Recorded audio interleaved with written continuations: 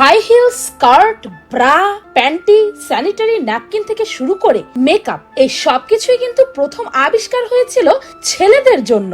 হ্যাঁ, আপনি একদম ঠিক শুনেছেন। কিন্তু বর্তমানে তো এই জিনিসগুলো শুধুমাত্র মেয়েরাই ব্যবহার করে। কোনো ছেলে এখন কল্পনাতেও ভাবতে পারে না এইসব জিনিস ব্যবহারের কথা। আজ হয়তো পুরুষেরা এইসব জিনিস ব্যবহারের কথা শুনলে লজ্জায় লাল হয়ে যাবে, কিন্তু আজ আপনাদের জানাবো মেয়েদের নিত্য প্রয়োজনীয় এমন কিছু জিনিস যেগুলো আসলে ছেলেদের জন্য তৈরি হয়েছিল।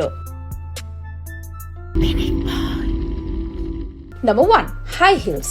হাই হিল পছন্দ করে না এমন মেয়ে খুঁজে পাওয়া খুবই কঠিন। তবে জানলে অবাক হবেন, হিল জুতো কিন্তু মহিলাদের জন্য না, সর্বপ্রথম এগুলো পুরুষদের জন্যই ডিজাইন করা হয়েছিল। 15 শতকে পারস্যে বা আধুনিক কালের ইরানে সৈন্যদের জন্য প্রথম এই হাই হিল জুতো ডিজাইন করা হয়, কারণ সে সময় ঘোড়া ছিল একমাত্র পরিবহনের মাধ্যম। সেই ঘোড়ায় চড়ে যাতায়াত বা যুদ্ধ করার সময় পুরুষদের পা সহজেই যেন পাদানিতে রাখতে পারে, সেই জন্য এই হিল জুতোগুলো ডিজাইন করা হয়েছিল। এরপর পারস্যের লোকজন যখন ইউরোপে পাড়ি দেয়, তাদের সঙ্গে এই হিল জুতোর ব্যবহারও ইউরোপের মধ্যে সংস্কৃতিতে ঢুকে পড়ে। আর 16 শতকে ইউরোপীয় পুরুষদের মধ্যে হাই হিল বেশ জনপ্রিয় হয়ে ওঠে।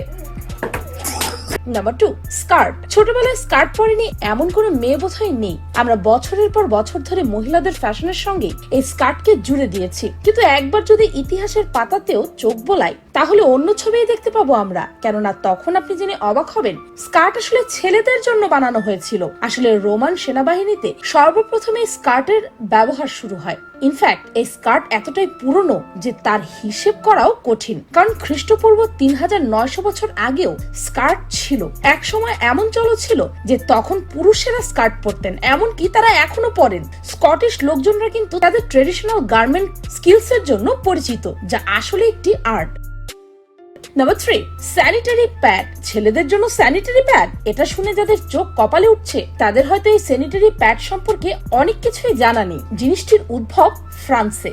যুদ্ধে আহত সেনাদের রক্তপাত বন্ধ করতে এই ধরনের প্যাডের আবিষ্কার করেন নার্সরা। যুদ্ধের সময় সেনাদের রক্ত মোছার জন্য গজ ব্যবহার করা হতো, কিন্তু সেই ব্যান্ডেজ দিয়ে বেশিক্ষণ রক্ত মোছা যেত না। তাই তো আহত যোদ্ধাদের জন্য বানিয়ে ফেলা হয় এক ধরনের রক্ত শোষক প্যাড, যা গুলির ক্ষতে বেঁধে দিলে বেশ কয়েক ঘন্টা ক্ষতটিকে দেখভাল করার প্রয়োজন পড়তো না। কিছুক্ষণ বাদে ব্যান্ডেজ পাল্টানোর ঝামেলা থেকে মুক্তি পেয়েছিলেন চিকিৎসকেরা।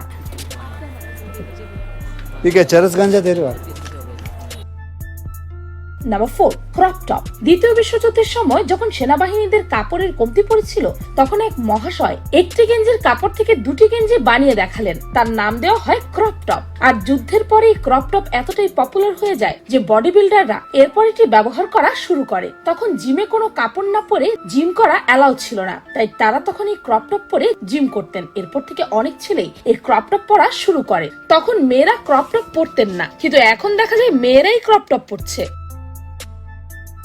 Number 5, makeup. আমাদের মধ্যে কিছু কিছু মেয়ে আছে যারা মেকআপ ছাড়া বাইরেও যায় না। তবে কোন ছেলেকে কিন্তু আপনি মেকআপ ব্যবহার করতে দেখবেন না, কিন্তু এই মেকআপ কিন্তু আগে ছেলেরাই ব্যবহার করত। পুরুষত্বের প্রতীক ছিল এই মেকআপ।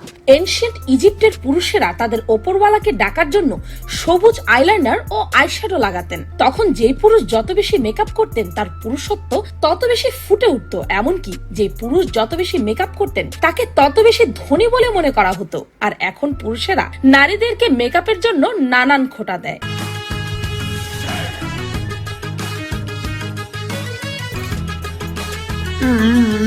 আফসোস, একেই বলে হিপোক্রেসি। हिपोक्रेसी की भी सीमा होती है। Number 6, purse. Leonardo da Vinci প্রথম পার্সের ডিজাইন করেছিলেন, কিন্তু সেই পার্স মেয়েদের জন্য নয় বরং ছেলেদের জন্য ডিজাইন করা হয়েছিল।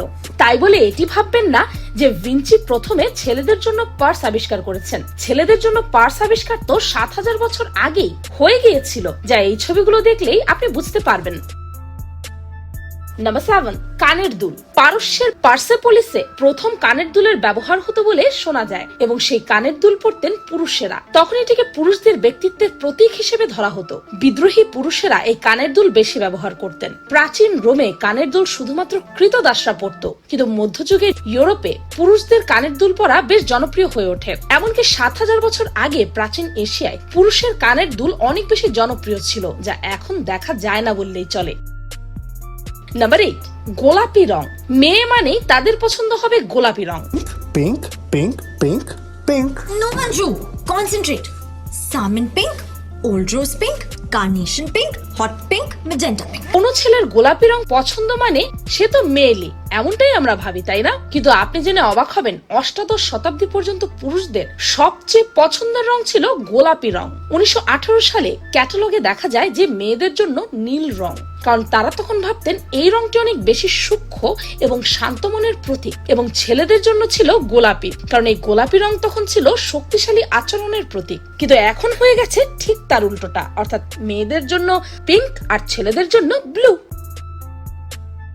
নাম্বার 9, থং। থং এখন সাধারণত অন্তর্বাস বা সাঁতারের পোশাক হিসেবে ব্যবহার হয়ে থাকে, কিন্তু এটি আবিষ্কার করা হয়েছিল অ্যাকচুয়ালি ছেলেদের জন্য। পুরুষাঙ্গের রক্ষায় এই ধরনের অন্তর্বাস তৈরি করা হয়েছিল। লাঙ্গট থেকে এই ধরনের অন্তর্বাস এসেছিল। Number 10, victorious secret. বিলিয়ন ডলারের এই কোম্পানি আসলে ছেলেদের জন্য তৈরি করা হয়েছিল। আসলে ভিক্টোরিয়া সিক্রেটের ফাউন্ডার রয় রেমন্ড এটি খুলেছেন যেন ছেলেরা তাদের ওয়াইফদের জন্য অন্তর্বাস কিনতে পারে। আসলে উনি একবার তার ওয়াইফের জন্য অন্তর্বাস কিনতে গেলে শপকিপার তাকে এমন ভাবে দেখছিল যেন উনি চুরি করতে এসেছেন।